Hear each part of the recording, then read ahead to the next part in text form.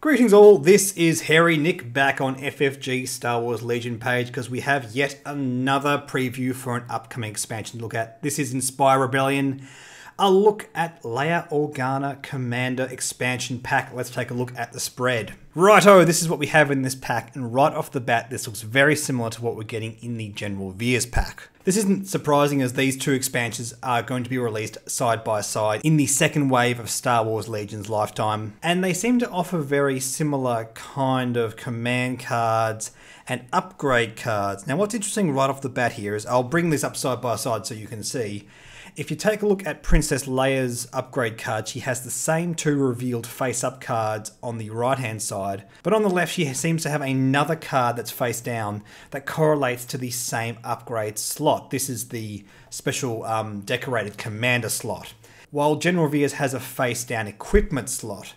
Now, I'm really hoping that what's going on here is this is just simply a mistake from the art department, that indeed Leia and Veers do come with the same upgrades.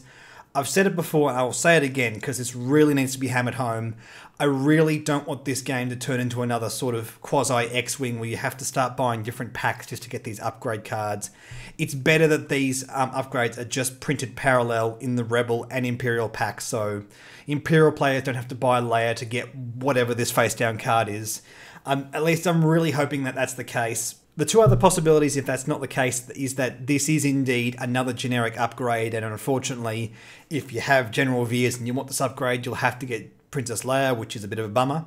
But the other option is that this simply might be that same upgrade slot, but unique to Princess Leia.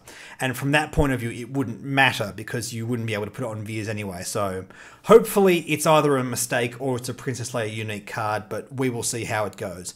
Anyway, the other two cards we have here is Commanding Presence, and this card right here is Esteemed Leader. Now I had to do a bit of head tilting and squinting to decipher what this card reads, but I managed to work it out. It says, while you are defending, each friendly core trooper unit at range 1 gains Guardian 1.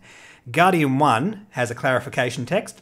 Guardian 1. When a friendly unit at range 1 is defending against a ranged attack, you may choose up to one hit result. For each result chosen, roll a defense dice as though you were the defender. This is basically a way to shirk off damage to nearby troops, which seems quite relevant on a commander that might not be so great at defending itself. I mean, Leia and Veers isn't exactly Vader, who can just sort of ping away every bullet that comes at him. Leia and Veers have a bit less health and only defend with white dice. I mean, sure, she also converts her surge results into defense, but that's still not going to be fantastic against sustained fire. So having that ability to give the troopers around you Guardian 1 is going to help a lot. And just on the subject of Leia's stats, I'll read them out now. She cost 90 squad points to field. She has 2 of the decorated general type upgrade slots, 1 equipment slot. She has as her keywords, take cover as an action. Choose up to 2 friendly trooper units at range 1. Each chosen unit gains a dodge token. Inspire 2, after your rally step, remove up to 2 suppression tokens from friendly units at range 1 to 2. She has nimble and she has sharpshooter 2. When performing a ranged attack, reduce the defender's cover by 2, which seems quite brutal. In hand-to-hand combat, she rolls 3 black dice, which sounds really good actually. And at range 1 to 2, she has a blaster attack for 3 black dice and pierce 1. She converts her defensive surges and she turns her offensive surges into critical results, which is awesome as well. Makes it feel like she might actually be viable against vehicles. She has 6 health and 2 constitution. And the one other big thing that's revealed in this pack is the top command card here, and this again reminds us of what was going on with General Veers. This is Coordinated Bombardment. It's a single pip. It only activates LEIA Organa. At the end of LEIA Organa's activation, she may perform up to 3 attacks against different enemy units using the following weapon. Range 4 to infinite, 2 red dice, and it is immune to deflect. Now, this is very interesting because General Veers on his single pip card has maximum firepower. A very similar thing, but instead of attacking 3 times against 3 different targets, he has one single attack that has all the same stats except it's 4 red dice instead of just 2. And that's both good and bad.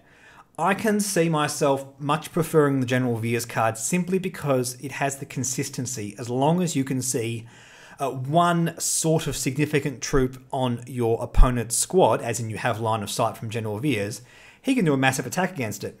Leia loses value as soon as she cannot see more than one troop, or she can't see anything. But for example, if she can only see, say, 2 of your opponent's units, she doesn't get the full value out of this card. Indeed, it might not even be 2 units that you want to prioritize with this card. You probably want to try and pick the 3 most impactful units on your opponent's squad. Where with General Veers, he only has the 1 attack, but he only needs to be seeing that 1 very important unit on your opponent's squad to use his card to great effect. I know on the face of it, it might look like Leia's actually throwing 6 red dice, and that's really cool and impactful, but there's a lot more factors that have to line up to get the full value out of this command card.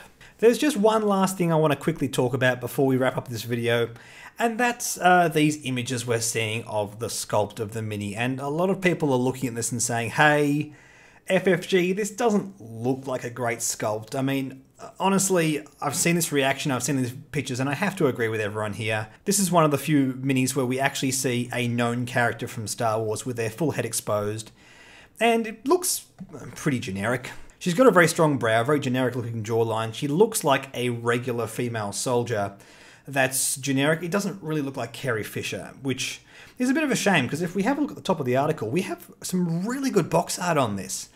This is a really nice shot of Leia on Endor sort of getting ready to jump into a fight, which I really like. And it's kind of a shame to squander this really nice box art on what looks like a not brilliant sculpt. Now, I will give FFG the benefit of the doubt here, because this could be an early sculpt. Perhaps they'll make a better quality one later down the line. And there's also the factor, this is a certain artist's paint job. A lot of people are saying, hey, maybe if this had a better paint job, this would look a bit better. But regardless, early signs aren't fantastic on the sculpt for this, so hopefully later down the line, before this gets released, we see some better shots of this and we discover that, hey, it actually does look fantastic. And it's just the pictures that were available for this article that weren't fantastic. Anyway guys, that's the first look at Princess Leia. She looks pretty awesome for the time being. Like and subscribe, like my Facebook page, and we will catch you later.